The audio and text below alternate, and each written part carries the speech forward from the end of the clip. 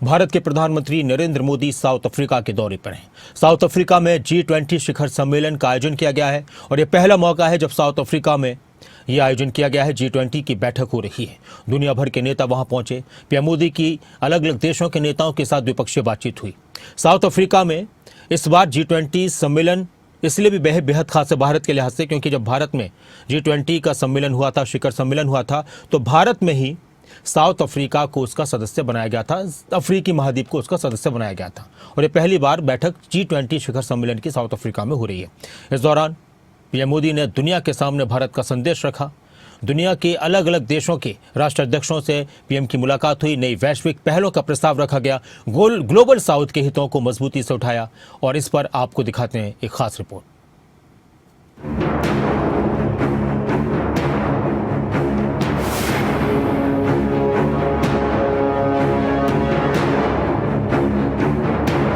South Africa के Johannesburg में आयोजित G20 शिखर सम्मेलन में प्रधानमंत्री नरेंद्र मोदी की मौजूदगी चर्चा का विषय रही। दूसरे दिन पीएम मोदी ने कई देशों के नेताओं से मुलाकात भी की और वैश्विक चुनौतियों पर भारत का निर्णायक दृष्टिकोण सबके सामने रखा।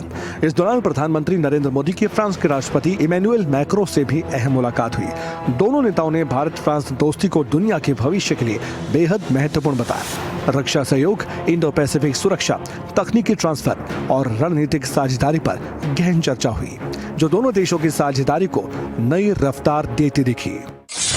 आइए दुनिया के लिए भारत का संदेश क्या रहा, इस पर बात करते हैं। ग्लोबल साउथ की मजबूत आवाज। विकासशील देशों के मुद्दों को मजबूती से रखने के बाद फ्रांस के राष्ट्रपति मैक्रों से अहम मुलाकात। सुरक्षा और तकनीक सहयोग को रफ्तार देना। अफ्रीकी यूनियन की स्थायी सदस्यता का समर्थन। उभरती अर्थव्यवस्थाओं के लिए नई पहले। खाद्य सुरक्षा पर भारत का फोकस। ऊर्जा सुरक्षा पर भारत की रणनीति। भारत की शांति और मध्यस्थता भूमिका। भारत की सॉफ्ट पावर का बड़ा प्रदर्शन।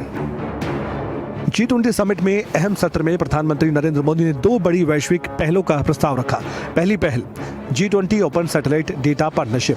पीएम ने कहा कि अंतरिक्ष विज्ञान का लाभ पूरी मानवता तक पहुंचना चाहिए। यह नया प्लेटफॉर्म सभी G20 देशों के स्पेस एजेंसियों का डेटा ग्लोबल साउथ के लिए और ज्यादा उपयोगी, सुलभ और किफायती साबित हो सकता है। इससे मौसम पूर्वानुमान, कृषि प्रबंधन और प्राकृतिक आपदाओं से निपटने में भी बड़ी मदद मिल सकती है। G20 में भारत का विजन क्या था, ये भी देखिए।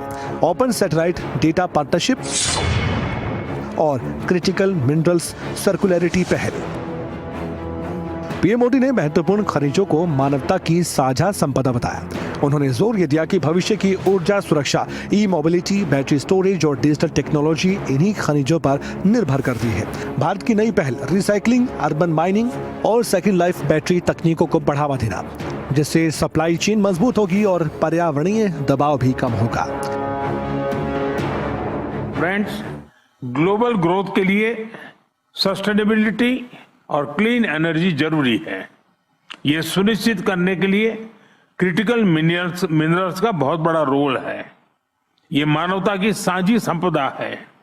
इसलिए Bharat G20 critical minerals circulatory initiative का प्रस्ताव रखता है।